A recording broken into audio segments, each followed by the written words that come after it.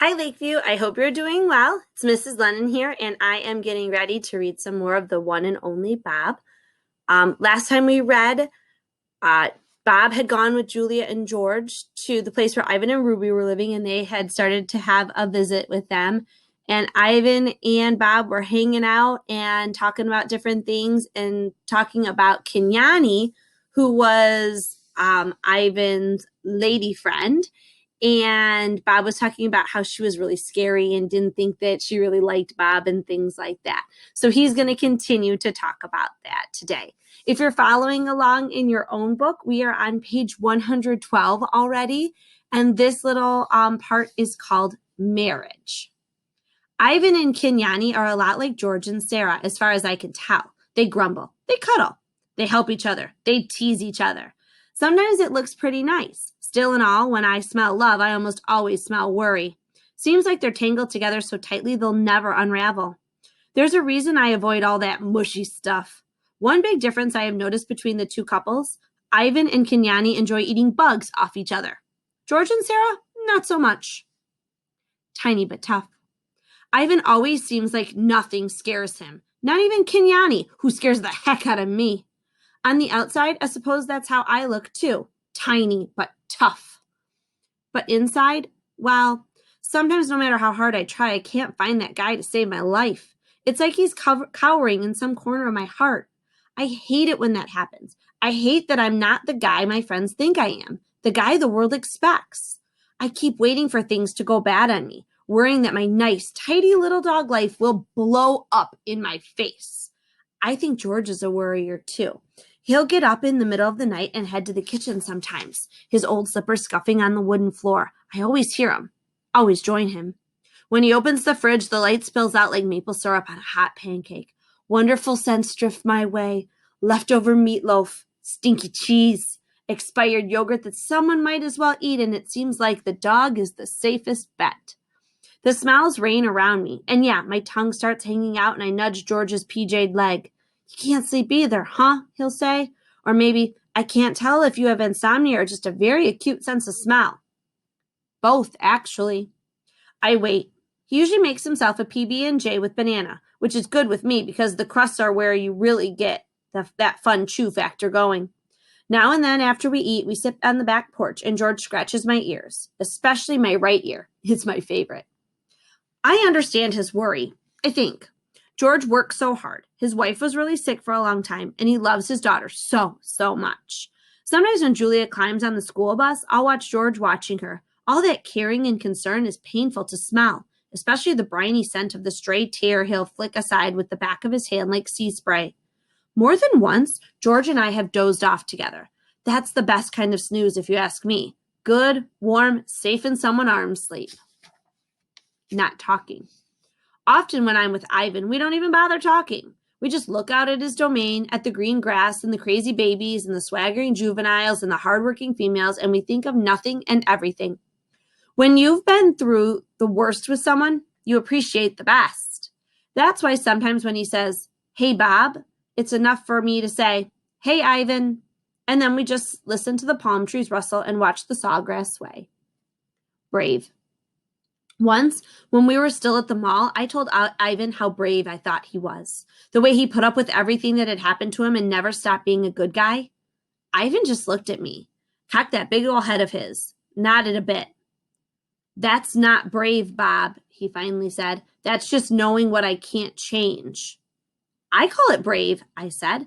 "I call it crazy brave."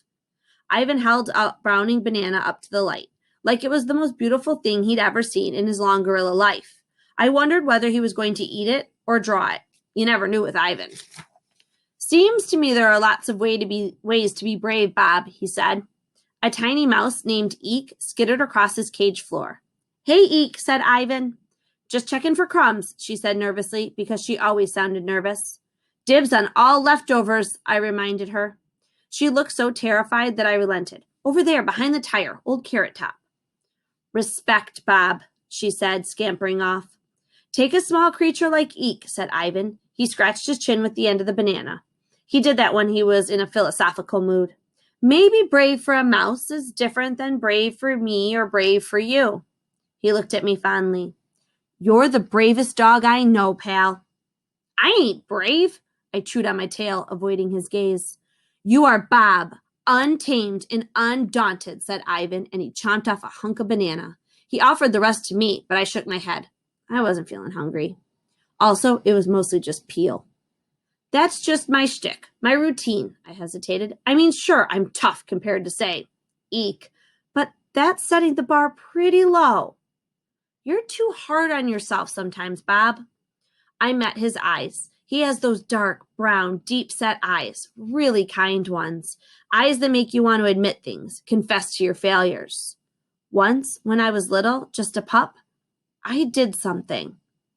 Ivan waited patiently. Ivan is the king of patience. I felt myself dashing into a dead-end tunnel I couldn't escape. I didn't want to go there, not even with Ivan. Never mind, I yawned. I do that when I'm anxious. I am rambling. Bob? Ivan asked. You okay? You know me, Ivan. I'm always okay. Always. I slipped away before he could ask me anything more. Ruby. Uncle Bob! Ruby races over. Galoomph, galoomph. Across the broad field that's part of the elephant domain. She's so cute when she runs, like she's determined not to trip on her trunk.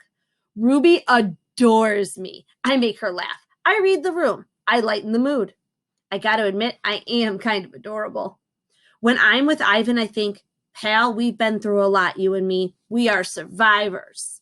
When I'm with little Ruby, I think, girl, look at you. Hard luck passed, and here you are, so much happier, so loved. Ruby, like Ivan, was plucked from Africa as a baby. She ended up in a circus that went bankrupt, then got shipped off to Max Mall. Ruby was taken in by dear old Stella. When Stella passed away, Ivan stepped in to play, well, elephant dad, I guess. I did my part too. Not because I felt like I had to. It just made life easier. Elephant toddlers are a handful. You think humans are bad? Try putting a 200-pound baby elephant in time out. Ruby's family. Little Ruby seems much more content at the park, surrounded by her new herd. Old and young in between. They spoil that adorable pachyderm like you wouldn't believe. She deserves every minute of it. Kid had a rough start. Seems elephants hang out in packs of females. Now that she's at the park, Ruby has adoptive sisters and aunts and grandmothers galore.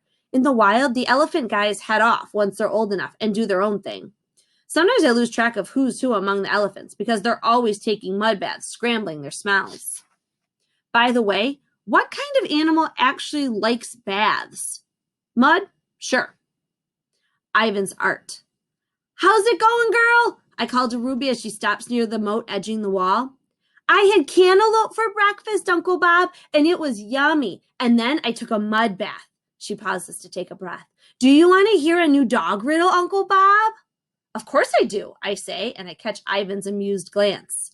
What kind of dog is always on time? Asks Ruby. You got me, Ruby. I'm totally baffled, befuddled, bewildered. What kind of dog? A watchdog, Ruby exclaims. Watchdog. Get it, Uncle Bob?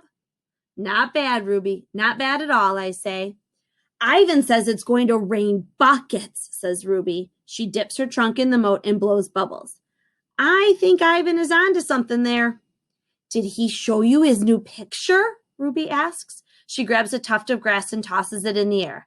I wish I could see it, but I can't because of that silly wall. But he told me all about it. My pal Ivan is quite the artist, just like Julia. Ivan sits up and nods towards a spot on the wall. Another mud mural, I ask. As any good dog knows, dirt plus water equals mud, and mud means mess, and mess means let's roll in this stuff and maybe dig a hole or 2 or 10. But for Ivan, mud plus a flat surface equals a waiting canvas. I crane my neck, edging a bit further down the top of the wall. Don't want to draw attention to myself. Hey, nice, I say. I mean, I'm not an art guy. To me, art is a glop of sprayed cheese on a cheese dog with extra grated cheese on top. Still, I've always admired Ivan's work. It's, Ivan begins. No, I say, don't tell me. Let me guess. You always guess wrong, Ivan says. Not always. You thought my palm tree was a dandelion. Art is in the eye of the beholder, I say.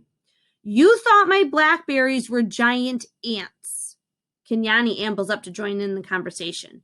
And need I remind you that you thought his portrait of me was a chimpanzee with gas? The resemblance was striking, I say. Kenyani glares at me. She glares at me a lot. On the subject of chimps. Probably I shouldn't have mentioned the chimp angle.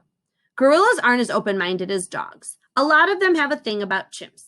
They think they're clowns. But when I look at apes and gorillas, seems to me they have a lot more in common than they admit to. Dogs ain't perfect, but I'll tell you one thing where we rule. Tolerance. For us, a dog is a dog is a dog. I see a Great Dane.